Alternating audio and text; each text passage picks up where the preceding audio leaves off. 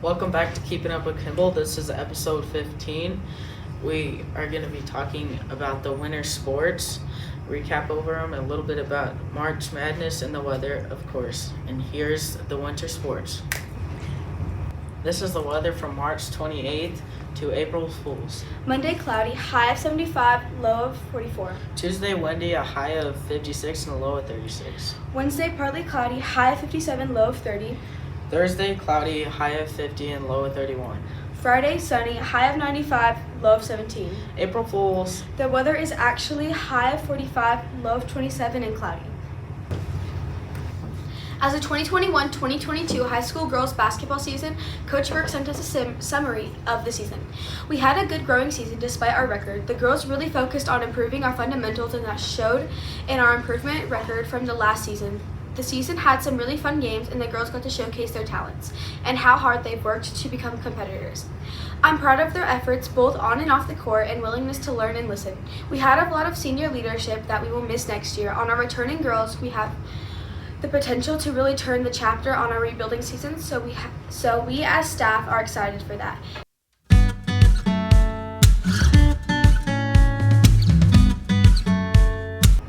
I'm Peter Russell with a special report that on March 13th we switched to daylight savings time. Daylight savings time was first proposed by Benjamin Franklin. The underlying idea behind this proposal was that during the days where the daylight hours didn't align, farmers would not have as much time to tend to their crops because their work was not done when it got dark. On March 19th, 1918 was the first time daylight savings time was used. So enjoy your extra daylight time. March Madness has been watched all over the U.S. for many years. The first March Madness had 8 teams in it. The teams were Villanova, Brown, Ohio State, Wake Forest, University of Oregon, Texas, Utah State, and Oklahoma. The championship was played by the University of Oregon and Ohio State, with Oregon beating Ohio 46-33.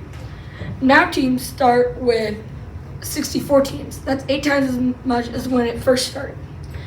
The first women's March Madness was in 1982 with 32 teams competing in it. The championship was played by Louisiana Tech and Cheyenne, however you say that. The champion was Louisiana Tech. The team with the record of most wins is UCLA with 11 wins. I hope your bracket's going well, and see you next time. We are doing an interview with the 2021-2022 high school basketball seniors. Katie, what was your favorite game from this past season? My favorite game was the Layton game because it was just super competitive and a really tight score the whole game, and we ended up winning, so it was great. Funniest Huddle moment, Peyton. Funniest Huddle moment was probably when we prayed about Amy's dead fish Gil. Serinda, who was the motivator on the team? I thought of Emma Patterson because she always has a good attitude on and off the court. Your favorite basket you've made this season, Chantel. I made 3 3-pointers in a row, banked 2 of them in our last game. Madison, what was your favorite memory from your high school basketball career? In Potter this year when Amy shot at the wrong hoop. Favorite gym to play in other than ours, Amy? The North Platte Community College gym. Alright. Katie, favorite defense to play and toughest defense to play? My favorite is Diamond in 1 with Chantel being the 1. And probably my least favorite would be Diamond in 1 as the 1. Now we want each of you to look at the camera and give your best promotion for students to go out for basketball. We all think you should go out as a team for the friendships you make and memories you create. Yeah. Here we are doing an interview with the 2021-2022 cheerleaders. Renee, why did you choose to join cheerleading? Oh geez. So to be honest, I really didn't want to do cheer, but then I got suckered into going to open gyms and realized how much I loved it.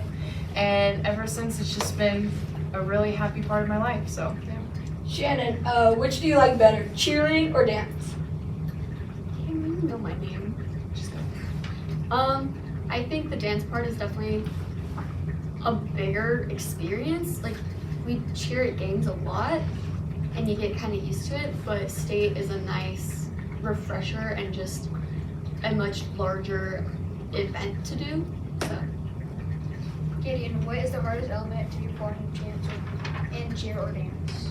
I would say the hardest element to do during cheer, at least for me, was memorizing all the names of the cheers to call out.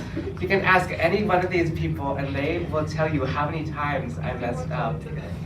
Yeah, how many times I messed up a call to cheer. The hardest aspect of dance is definitely keeping your energy up throughout the whole thing.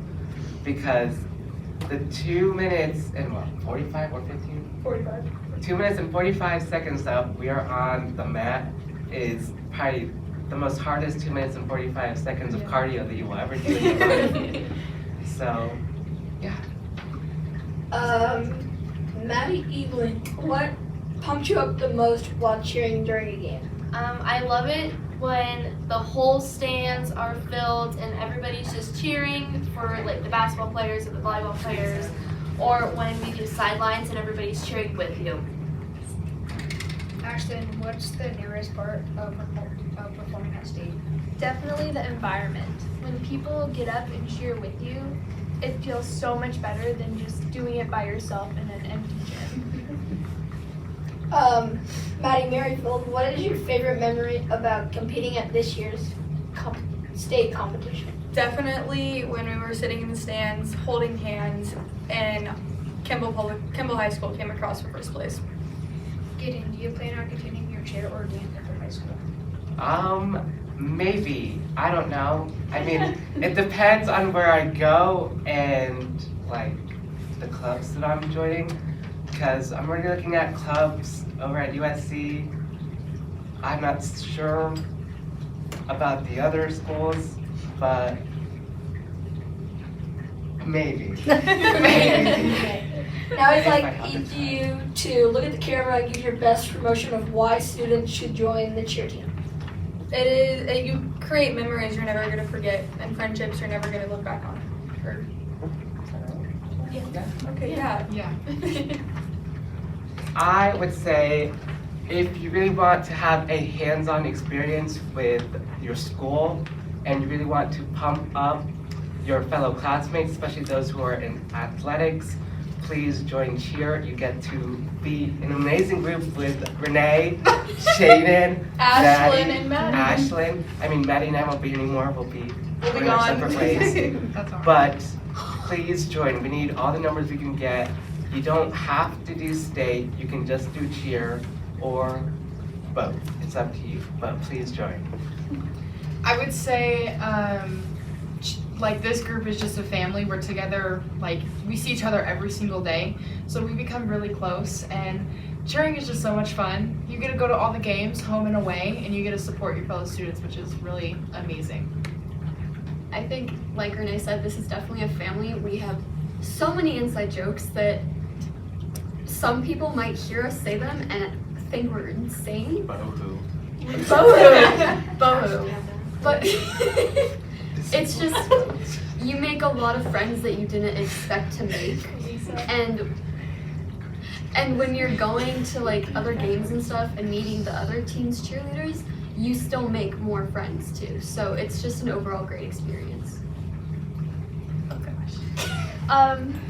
Cheer is very a full body like workout, but it's so much fun. You work so hard and the results are all based on how much you put in. And it can be so rewarding, and the friends and the people you meet along the way is just amazing. I think cheer definitely gets you out of your comfort zone. Like for me, I'm definitely someone who just lives in their little shell, and cheer got me to like interact with like everybody, and it's just amazing. You're with everybody all the time, you're in a family, and it's just amazing. Thanks, cheerleaders, for taking the time to have this interview. All right. Thanks for tuning in on episode 15 of Keeping Up with Kimball. Hope you enjoyed all of our segments, especially the daylight saving time. See you next week.